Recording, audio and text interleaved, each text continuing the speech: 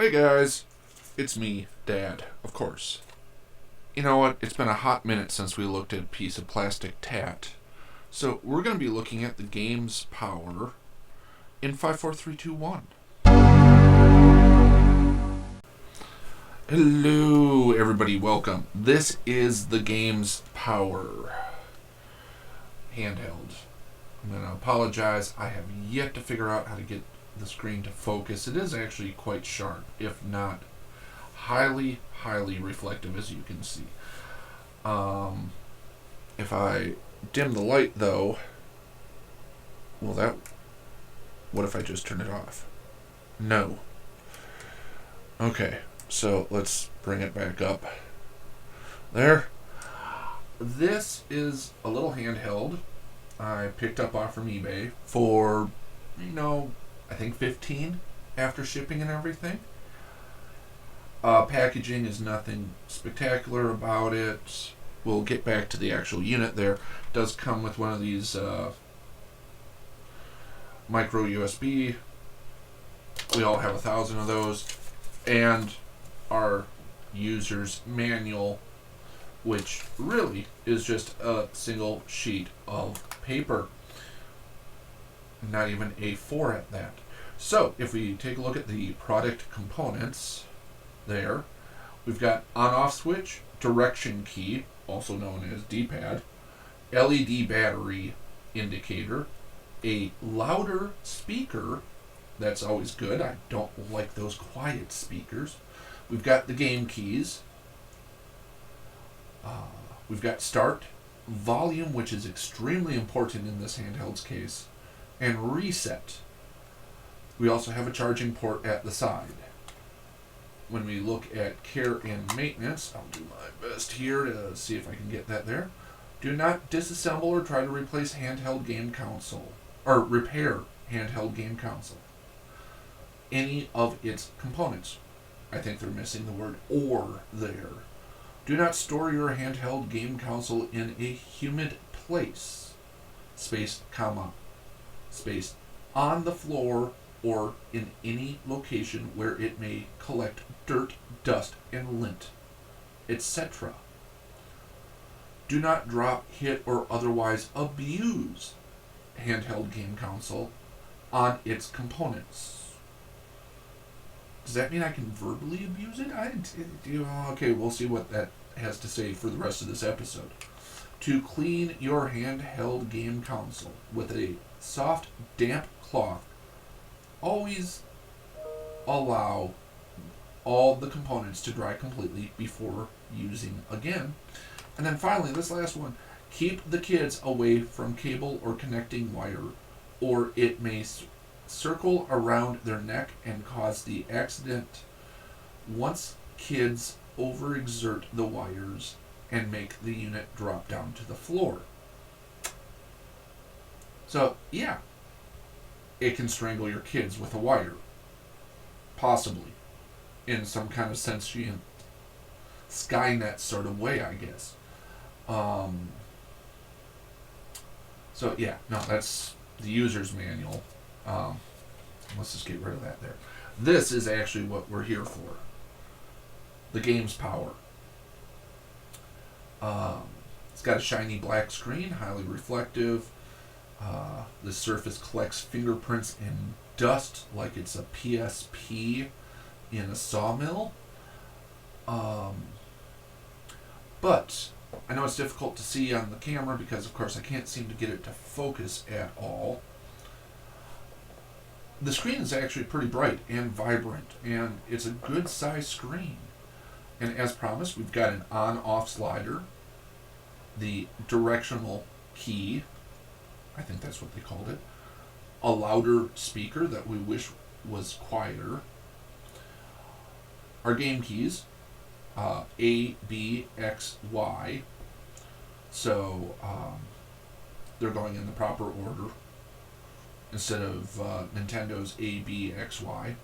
We've got start, volume, and reset, and here's the fascinating thing about this particular handheld.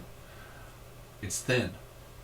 I'm pretty sure it might have been part of those cell phone cases, and they just repurposed it into a slightly thicker package.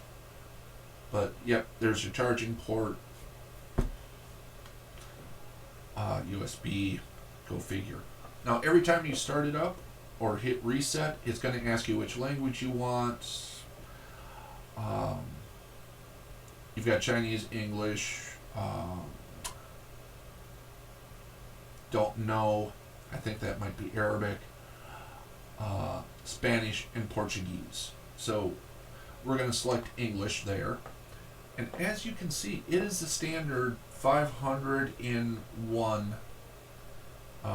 interface. It's got the Super Mario Brothers 3 interface. It has got all of the standard ROMs, Contra, Super Bear Bros 3, which is actually Super Mario Brothers.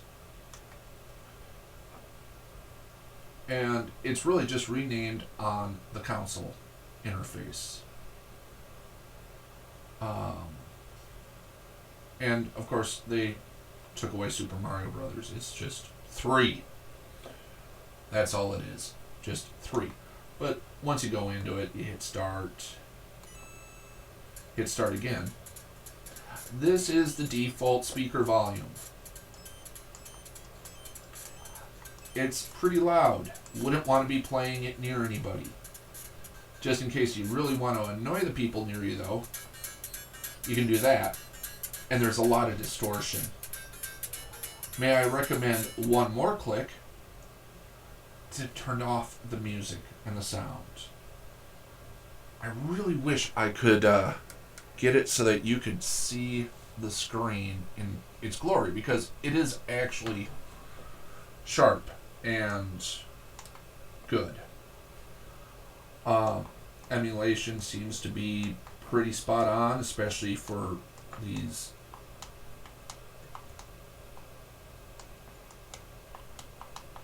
there we go. Little handheld consoles from China. They're usually nothing special, but the screen doesn't make my eyes bleed. Very playable, although you will notice, I miss that. I hate when I miss the feather. But you will notice it is extremely clicky. So much so that you can't really play this in a library or when the spouse is asleep next to you, which is unfortunate because that's when you are more than tempted to do this. It would actually make people on an airplane nervous. So once again, you hit reset, you go back, English. We all know these things can play The Legend of Kage, Russian Attack, Chippendale. We've all seen these before. What I always find interesting in these 501s is you will usually get about 50 games, and then they will start rebranding, renaming. Who knows, maybe around 250 this thing has actually Super Mario Brothers. But I always like clicking back, and you can go quickly to 500, which is chess, 498, which is pawn, 497 is police versus thief. But what interests me is, here we are. Game number 499 is Spider-Man 2. Okay, you think that they're repeating possibly those NES ROMs? No. What you get here is a very convincing screen. There we go. Let's turn off that volume. Because that tune gets annoying. With Spider-Man, some nice little animations. But instead, the game is this. You play as Spider-Man with your guided webs, and you're fighting a giant flashing spider. At least that's what I think it is. Don't quote me on that. And this barely qualifies as a game, because ultimately all you really have to do is circle clockwise, counterclockwise, holding down the B button, and you will kill this. The only challenge is to make sure that you avoid the 2 egg sacs. But once again, you can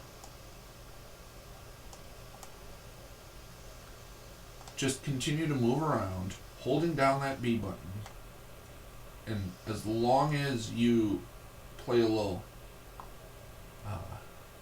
game, you will never get hit. Or if you do get hit, what will happen is your life will go down much lower than the giant spiders. Yeah, not really a game. There we go. Now, there we go. So that was Spider-Man 2. Believe it or not, Spider-Man is actually also at $4.98. That's interesting. I've got 2 $4.98s. Or, sorry, that's $4.90. Can't read it. Wrong focal range. But you end up... This is just Spider-Man fighting a different giant bug. You start getting into some interesting little things, like Fish Story, which is... I know it as Shark from the Intellivision. You're the fish. You eat the smaller fish. You avoid being eaten by the bigger fish. You collect points. You grow. That's it. I think we've all played this in the past. But yeah, outside of that, presentation on it is pretty good. Controls, although clicky, are adequate. Oh no, I just got 8 and turned into a skeleton. Okay, we'll reset. So that was $4.90, right? Nope. Fish Story was $4.74. And Ghost Castle, I've never been able to figure out how that plays. Fling Ball. So you get these weird games that seemed to be created just for this system, or we're not as familiar with in the Western world. So let's take a look at Seaport Guard. Okay, there we go. Stage 1. Yep. So, looks like I am the tank fighting a battleship which is dangerously close to... Oh.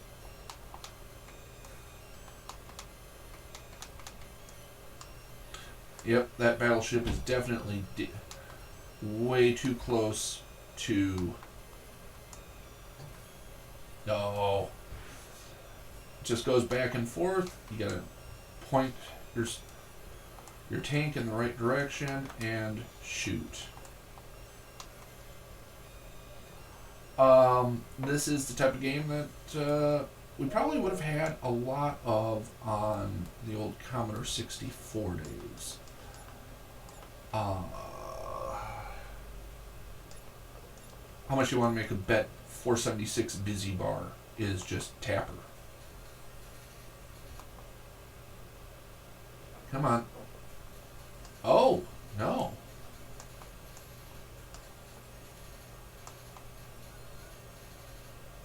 Let's see here. I can select.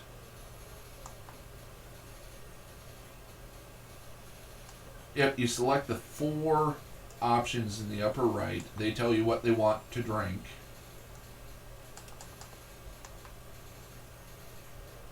And then you slide it on down. Okay. That is not so much a busy bar as a bar that is getting ready to go out of business with just 2 customers that you fling drinks at.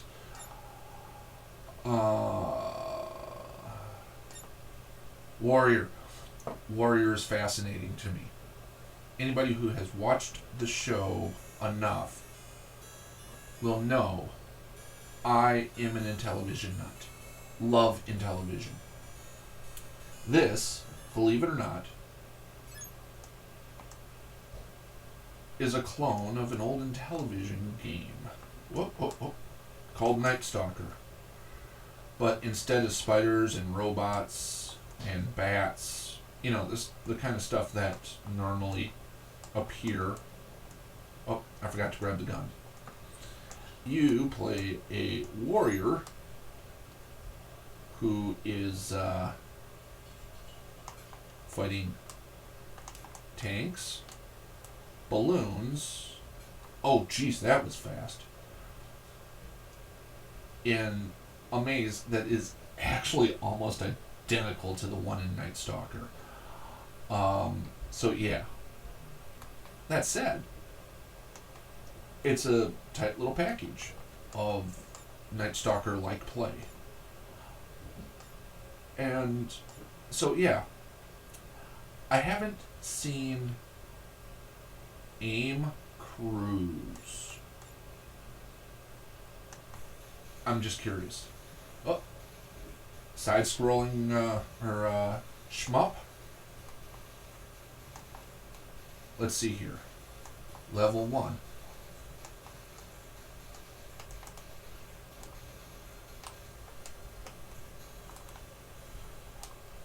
Actually, a fairly competent Defender-style shoot-'em-up. So, yeah. What do I think of Game's power? We'll set it down right there. Turn the light back on here. There we go. Outside of the fact that the plastics feel kind of cheap on the back here, and the screen will rapidly collect fingerprints, dust, dog hair, rat droppings, whatever. For $15, it's not a bad deal. It's very slim. It can fit into a pocket. Will not fit into a wallet. I tried, even though it is approximately the size of a credit card. Let's see here. Here, we'll do this. My ISC Squared membership card, which is the same size as a credit card. It's a little bit bigger than your credit cards, so it won't fit in a wallet, but it will fit nicely into a briefcase, school bag, whatever. And I know the point of these councils are always the give it to the kids in the back of the car, but listen, Oliver, no, be right back. No, we're not being right back. So yeah, I don't know when I accidentally hit that button. We all know the purpose of these consoles is to give them to the kids in the back of a car on a long road trip. But why on earth would you ever do that when damn near every kid is going to have one of these? That's the purpose of the Nintendo Switch. But guess what? You can't pull out in a meeting or a class or a seminar without looking like an idiot. That's the Nintendo Switch. You can't pull that out. You could conceivably hide one of these if you remember to mute it first under the desk. Much like a phone, but actual physical controls. And for $15, it's not a bad option. I promise you the screen is better than what you're seeing here. So, would I recommend going and buying one of these? Well, I don't recommend anything that's got unlicensed ROMs. So, no, I'm not going to recommend buying it. If you do find it, it's going to be better than the 20-in-1 games from the drugstore or the gas station. It's honestly not a bad handheld.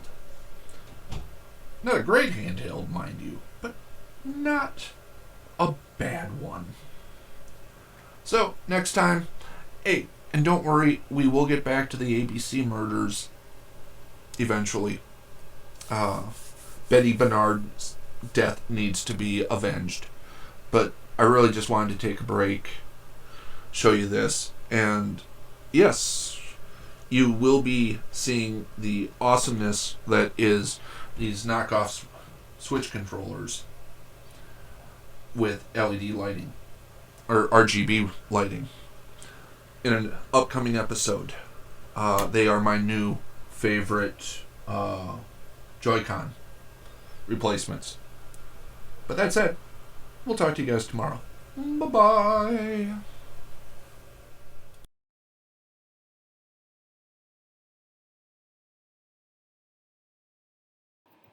So, here's a video and a subscribe link. Make sure to subscribe, ring the bell, like, comment, all that goodness. Thank you.